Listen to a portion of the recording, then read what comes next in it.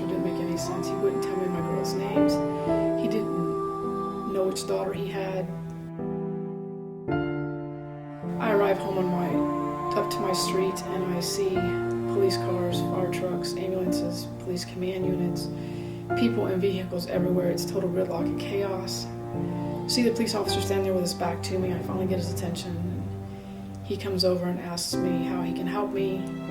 And I'm thinking he should know who I am. He should know why I'm here. I shouldn't have to explain this. So I parked the truck, I jumped out and I started running. And I see yellow tape around my house. And I'm thinking, oh my gosh, what's happened? What's happened? They surround me and they pick me up and literally carry me back to where I just came from. And I'm screaming, no, I need to find S.T.A.C.I and Kristie. I need to find S.T.A.C.I and Kristie. And then I'm taken into a neighbor's home and I'm repeatedly asked questions and shown mugshots of somebody I don't recognize. And then I just started screaming, where are my daughters? And then I'm told that S.T.A.C.I's been murdered.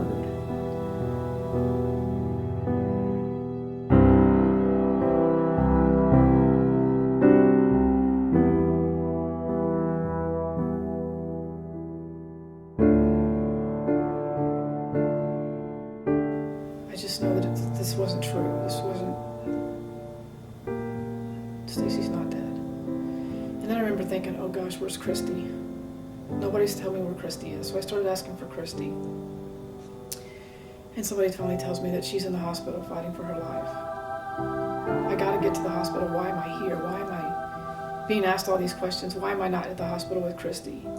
I remember thinking, she's gonna die before I get there and I won't see her either. I was gonna lose Kristie too.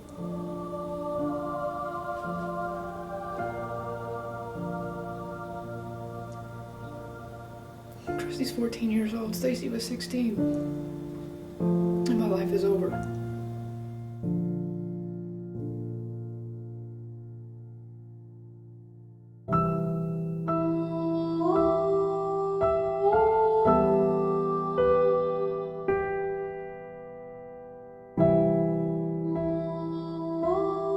We were actually detained for over 2 hours being asked questions and being told we were going to be taken to the hospital, and it didn't happen.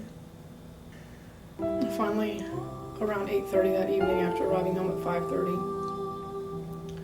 I was put in a police car and told we were going to the hospital. And we sat there, and the police chaplain looked at me and he says, you know, it's going to be okay. And I remember screaming at him, if you tell me it's going to be okay one more time,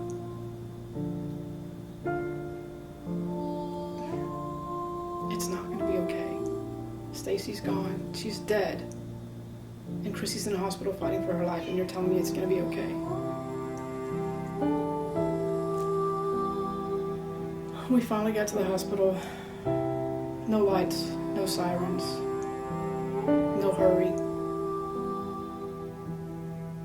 When I get close to her, I ask her if she can help me find my daughter who was brought in by helicopter. She walks by me as if I didn't even exist.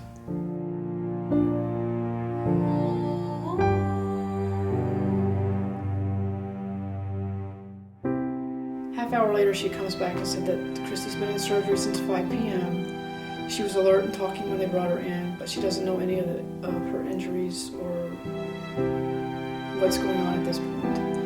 We're taken up into a little bitty room, a waiting room, and we're told to wait until the doctors can come in and talk to us. An hour later, the doctor finally came in and said that Kristie was brought in by helicopter. He confirmed what we'd already been told. She had been stabbed twice in the stomach. Both her wrists had been cut and her throat had been severely slashed. And there was 2 trauma surgeons working on her to save her life.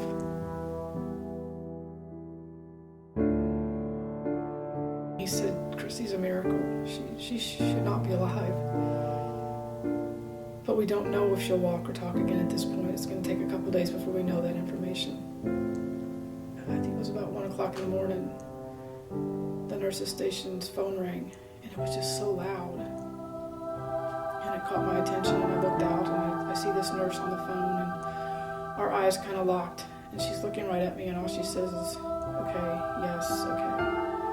And she puts the phone down, and she looks directly at me without ever leaving that desk. And she hollers over into the room, "I just want you to know they caught him." I didn't even know what to say. She couldn't come in the room and tell me that. She had to scream it over a desk.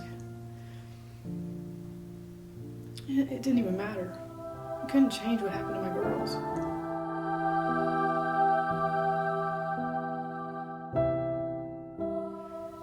I started the S.T.A.C.I.E Foundation after realizing that we had become victims. And we decided early on, Kristie and I decided early on, that we were not going to continue to live as victims. There had to be something out there that we could do, not only to help ourselves heal, but to help others heal.